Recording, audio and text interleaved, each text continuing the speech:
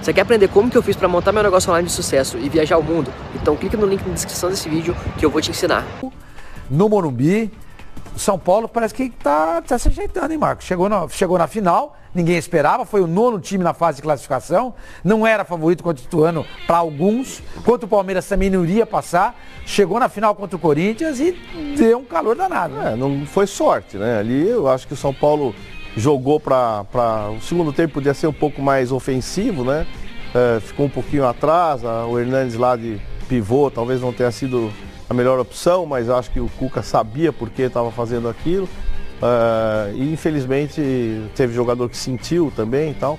Mas acho que o São Paulo fez um ótimo final de campeonato. Graças aos meninos de Cotia, pena que alguns estavam lesionados também, né? Que poderia ter jogado, o Lisiero. Depois no finalzinho o Luan também sentiu a coxa. No jogo anterior o Antony também teve um pequeno problema. Mas eu acho que se o São Paulo mantiver esses meninos aí, como eu sempre disse, muito antes de começarem as finais, São Paulo apostar nesses garotos, tirar um pouco a idolatria de trazer aquele cara que pá e tal, o São Paulo pode muito bem ser um dos postulantes. Você foi contra a contratação do Pato? Não é que eu fui contra, eu diria, não é necessário. Quando eu digo isso é o seguinte, claro que eu quero o Pato no meu time. O Pato é um baita de um jogador, mas eu não quero que crie situações de desconforto em relação aos demais. Então vamos lá, você pega um jogador que veio bem, custa caro, todo mundo custa caro. Mas como é que você renova depois o contrato dos meninos? Como é que você cria um ambiente de igualdade? Né? Ele é um ótimo menino, vai dar certo, vai jogar bem no São Paulo. Menino não, porque já tem 29 anos. Mas eu prefiro apostar mais naqueles que formar um time guerreiro ali com conteúdo, sem grandes estrelas para poder dissociar dessa engrenagem única, né? Mas eu acho que ele é bom menino, tomara que dê certo. Eu não gastaria o dinheiro, é diferente. Nem no Nenê, nem no Diego Souza, por exemplo. Não, o Nenê talvez, o Nenê veio bem pro São Paulo. O Diego Souza foi caro, né? Foi caro. O problema não é o sujeito, é quanto ele vai custar, quanto isso vai endividar o clube, quanto vai dificultar a gestão financeira do clube. Então, às vezes você tem esse jogador na base, né? Você tem esse jogador na base, ele acaba não jogando porque você tem obrigação de colocar lá. Não põe o Luan porque tinha o Jusilei. Então não põe o Antony porque tinha o Nenê. Então aí você vê os meninos jogando e fala, puxa... Tietê, você contrataria? Tem um pouco de dúvida quanto à performance, porque o jogador quando sai, ele veio lá do Red Bull, não foi? Não, ele tava de não, antes do Palmeiras, do Audax. Do Audax. Veio do Audax. Aí fez um excelente campeonato pelo Palmeiras, jogando em posições que ninguém sabe bem qual. Né? Ele era um volante lateral. Jogador ali. O Cuca gosta muito. Gosta, tático e tal. Foi muito bem. Foi vendido rápido. Com o Cuca, inclusive. Mas foi vendido rápido. Aí vai jogar lá na onde que ele tava? Tava no Dinamo de Kiev. Dinamo de Kiev, um lugar até o cara vir recuperar, mesma coisa que a China, a Ucrânia, até ele voltar e atingir performance de campeonato brasileiro, que é muito competitivo, que é desgastante, que, sei lá, demora 6 meses. Jogador para repatriar de China em lugar... com pouco tempo, Marcos?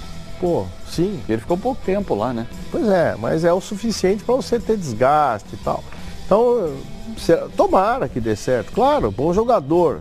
Mas eu não vi ele fazer uma performance tão importante no Palmeiras para ser tão valorizado como possa estar sendo. Então, tomara que dê certo. É que o primeiro ano do Tietê no Palmeiras foi melhor que o segundo, né? Foi 2016, então, o segundo ano dele foi muito 2016 que ele jogou muito bem no Palmeiras com o Cuca. Aí o Palmeiras libera o jogador, né? Por quê? Porque foi bom negócio. Mas se fosse tão bom negócio, ficava, né? Fosse tão bom... Então, alguns questionamentos que eu faço. Eu acho que São Paulo tem em casa jogadores que possam fazer essa função sem o grande custo financeiro. O que acontece com o Lisiero, hein, Marco? Porque o Lisiero é um bom jogador, mas ele vive se lesionando também. Eu acho que é ainda coisa de menino, né? Ainda de emocional, de se adaptar ao jogo, se desgastar. Esses meninos, podem prestar atenção, qualquer jogador de 19, 20 anos vai pro profissional, no fim tem cãibra. O cara no fim tá tenso, o músculo já começa a contraturar, já começa a sofrer. Olha o Cuca jogando. É o Cuca ali? Ele mesmo. É rachão, né? Eu confio muito no Cuca. Eu tenho, assim, muita expectativa favorável a vinda dele. Tanto que eu falei, você traria o Cuca nessas circunstâncias? Eu falei, não, traria para ontem. Com 2 meses de prazo, não, eu quero ele agora. Você força a mão lá para ele vir logo. E aí fez bem assumir logo nessa reta final do Paulista? Foi muita coragem. Muita coragem. Você, pensa bem, você é o sujeito que vai assumir para o Campeonato Brasileiro. Você vai jogar o jogo do Allianz Parque e vai lá assumir o time no banco, sendo que a primeira partida já foi um empate. Quer dizer, é muito mais confortável ele ficar lá em cima, põe o Mancini, tal, e vamos deixar o barco correr. Perdeu, não fui eu. Ele foi lá. Ele foi lá. Então isso me admira no Cuca. Ele é corajoso. Ele é corajoso. Agora, precisa ajudar, né? Lá dentro precisa ter ajuda para ele desenvolver o potencial dele. O Marco, o Luiz Imbuzeiro está perguntando, em cima disso aí que foi dito a respeito do Mano agora, o que acontece com o refis do São Paulo? O São Paulo tem muitos jogadores lesionados ultimamente. O São Paulo tinha jogadores lesionados, que a média de idade dos jogadores do São Paulo é acima de 30 anos. Esse foi o outro engano quando saiu o Aguirre, né? E trazer o treinador da base. Por quê? Porque ele treinava jogadores sub-20. A estratégia dele é de sub-20. Aí você dá um time over 30 para ele trabalhar com o mesmo princípio de jogo. Quer dizer, não há quem se sustente, não há quem consiga reproduzir o seu trabalho quando você pega uma equipe que é o oposto daquilo que você trabalhava. Então se apostou muito num treinador que é de base, com jogadores que eram média de 30 anos. Aí vem a sobrecarga física, vem as lesões. O Aguirre não aguentou, o time fez um primeiro turno de campeão e um segundo turno de luta pelo rebaixamento. Por quê? Porque o time não suportou pela faixa etária, o ritmo do jogo. Aí troca 5 rodadas antes, põe o rapaz que é da base, que agora está na seleção brasileira, e dá a ele um time de veteranos. Então as estratégias não combinaram bem. E agora com o Cuca, vamos ver se a parte com o Carlinhos física, o Wellington que está ali, estou vendo ele ali também, grande preparador físico, rapaz de altíssimo nível. Mas esse time veterano, Marco, desculpa, a exceção do Diego, quem mais saiu desse time veterano? Nenê continua, o Everton continua, Jusilei continua, o Reinaldo já é um mais veterano que garoto. O Edmar saiu, foi pro Bragantino, o Red Bull, né? Mas assim, agora, né? desses veteranos aí, está lá. Menos uma coisa a saída e a mais a entrada dos mais novos. Na verdade, tem jogado mais garoto. Não significa sair do clube, significa sair do time. Sim, mas o Everton continua titular, o Jusilei foi titular na final. Foi o Liseiro estava machucado. O Liseiro, o Mano acabou de considerar, assim, não está conseguindo ter uma sequência, toda hora machuca. Sim, mas vai acabar botando ele para jogar. Garoto, daqui a pouco ele está aí de novo. Tem muita gente boa para jogar. Você abriria a mão do Nenê pro Fortaleza?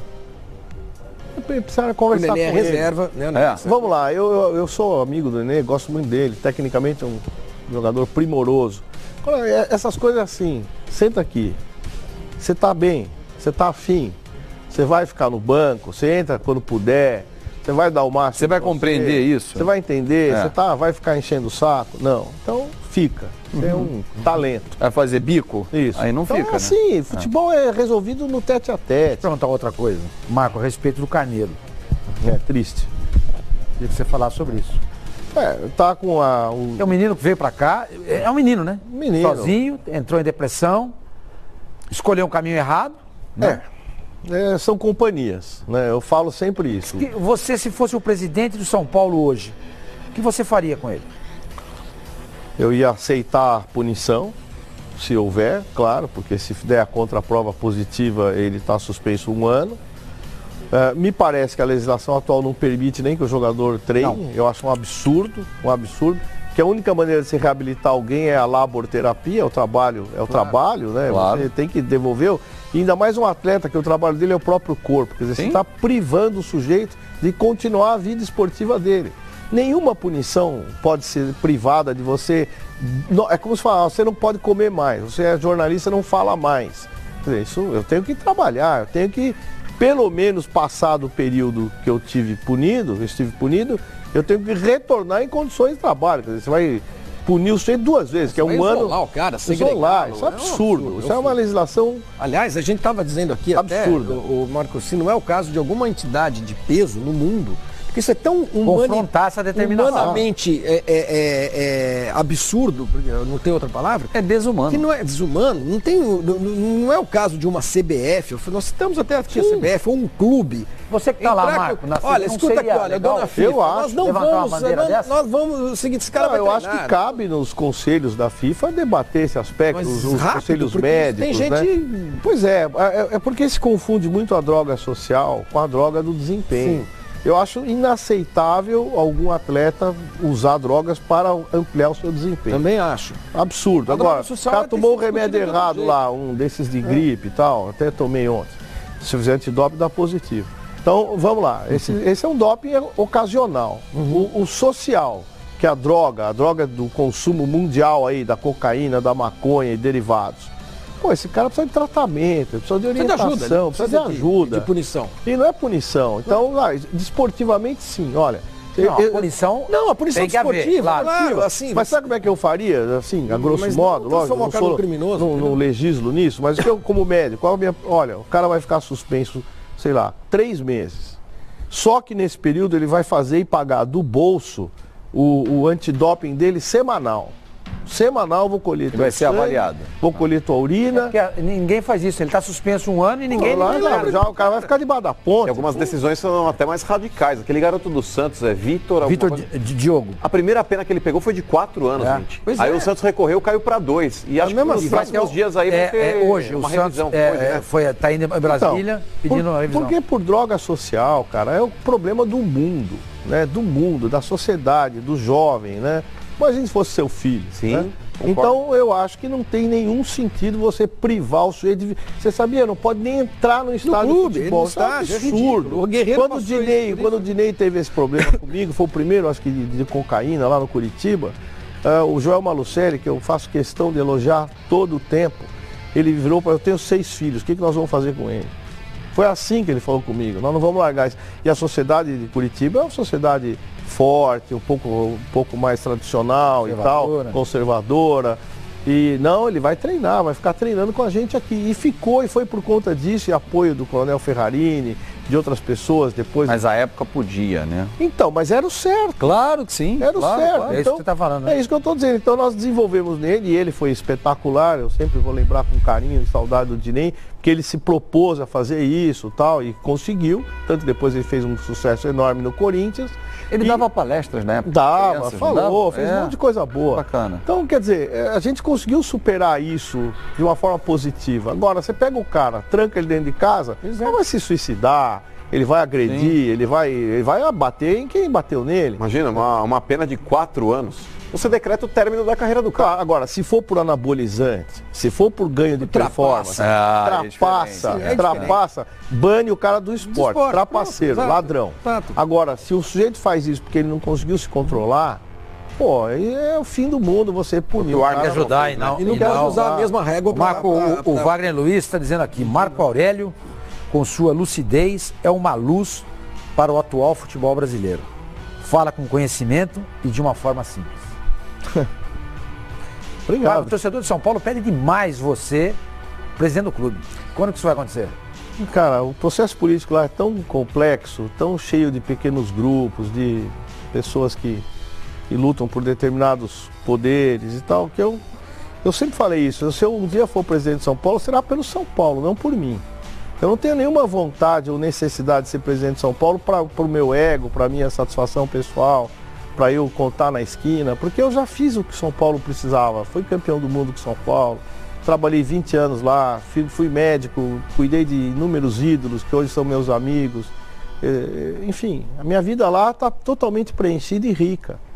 Então, não seria isso que ia me mudar, né? Ia ser melhor ou pior para mim. Agora, eu acho que eu podia ser para o São Paulo muito mais do que eu fui até agora. Poderia ajudar muito o clube, mas é uma decisão muito do conselho, dos sócios. Há pessoas que se antipatizam comigo porque eu apareço, eu falo, o torcedor gosta. E a política, infelizmente, ela é feita desse... O voto vem, muitas vezes, de gente que talvez não se simpatize comigo. E o torcedor, sim. Talvez isso seja uma das grandes razões da antipatia. Mas eu, pelo clube, sim, eu gostaria muito de poder ajudar o clube, mas não por mim. Por mim, zero. Eu estou muito feliz, a minha vida é tranquila, eu tenho uma família ótima. Eu não preciso disso para o meu ego. Mas eu acho que o São Paulo poderia precisar. Se o São Paulo precisar e alguém entender que precisa, sim.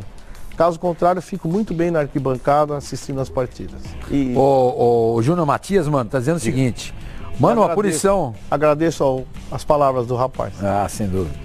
O Júnior Matias tá dizendo o seguinte, mano, a punição do Diogo Vitor foi diminuída de 24 para 18 meses e dia 25 de outubro ele já estará apto a voltar a jogar.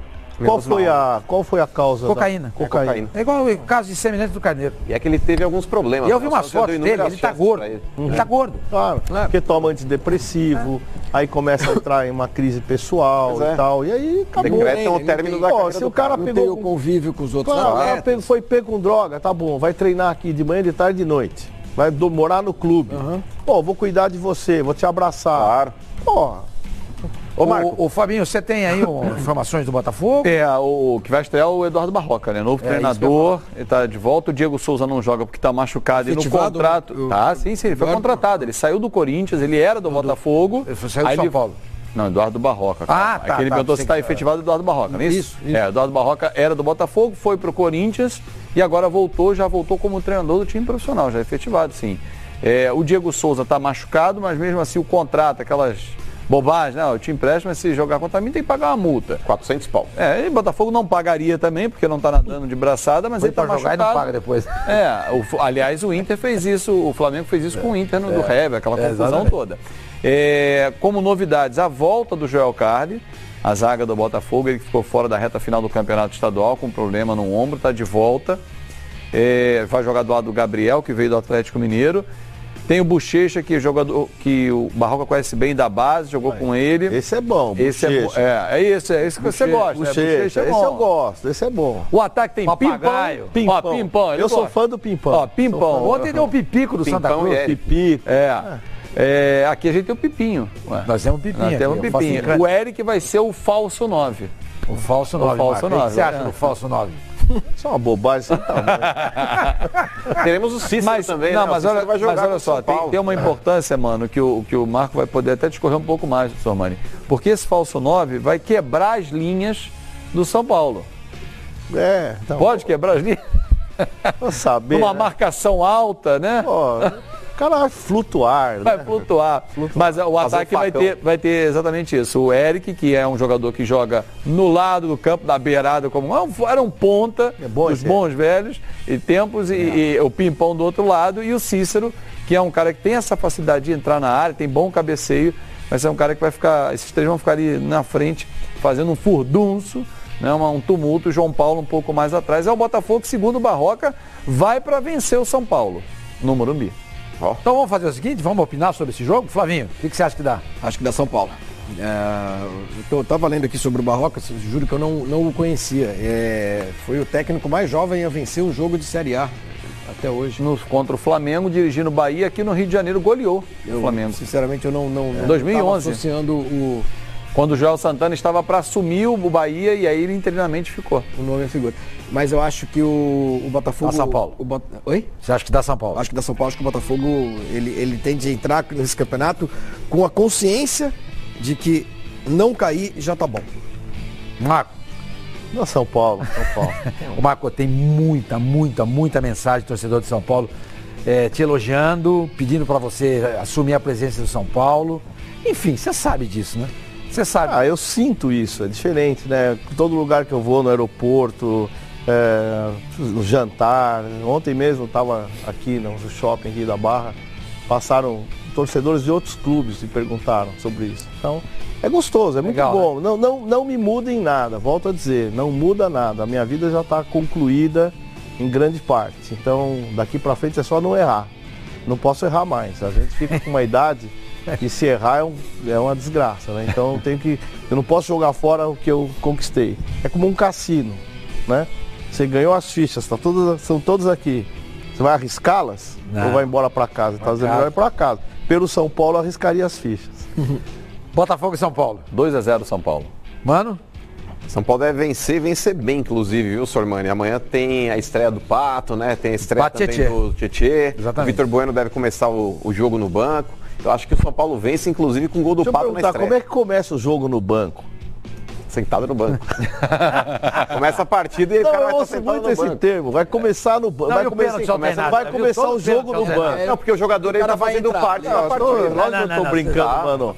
Mas o cara vai começar o jogo no banco. É porque é um cara que provavelmente vai entrar. Isso Marco. Não, mas o Sormani, vou colocar você numa saia justa. Mas eu queria fazer um questionamento pro Marco, viu, Sormani? Com relação até a algo que muitas vezes aí a gente acaba deixando passar batido, mas o futebol ele tá apresentando algumas mudanças na regra aí também. Muito boas. Do que você viu até agora, aí o que você curtiu, o que você não gostou? Hoje mesmo foi na CBF esse assunto lá da arbitragem, muita coisa boa. Vai ter o VAR no Campeonato Brasileiro, né? Uma coisa legal que eu achei, por exemplo, é a bola não precisar mais sair da área para pôr em jogo na bola parada. O goleiro pode tocar no tiro de meta ou mesmo numa falta. Então, aquilo era primeiro o cara já dava de propósito para repetir a jogada. Segundo, que abria muito o jogo e não saía jogando daqui de trás, né? Da parte mais ali, perto da pequena área e tal. Então, tocou a bola, saiu jogando, rápido. Fala, pessoal! Para você que não acredita que dá para ganhar dinheiro com a internet, eu tô aqui novamente para mostrar para você que dá sim para ganhar dinheiro sem você sair de casa. Olha quanto que eu já ganhei nesse mês. Tá vendo? E você, que quer trabalhar no conforto da sua casa, tendo apenas um celular ou um notebook com conexão com a internet, clica no link que vai estar na descrição desse vídeo e aprenda também como ganhar dinheiro sem sair de casa.